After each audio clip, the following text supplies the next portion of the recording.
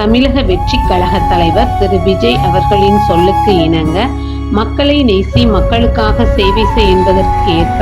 தமிழகத்தில் முதல் முறையாக தமிழக வெற்றி கழகம் தூத்துக்குடி மேற்கு மாவட்டத்திற்கு உட்பட்ட பகுதிகளில் இறந்தவர்களுக்கு குளிர்சாதன பெட்டி, சவப்பெட்டி, சொர்க்கரதம் இவை அனைத்தும் அன்னை விஜி சரவணன் அவர்களின் ஏற்பாட்டில் கட்டணமில்லாமல் வழங்கப்பட்டு வருகிறது.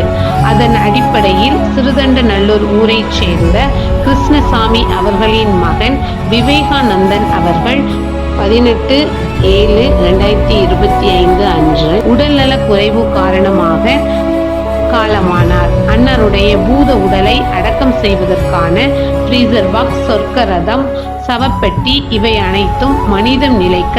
தமிழக வெற்றி கழகம் தூத்துக்குடி மேற்கு மாவட்டம் அன்னை விஜி சரவணன் அவர்களின் சார்பில் எந்தவித கட்டணமும் இன்றி சேவையாக வழங்கப்பட்ட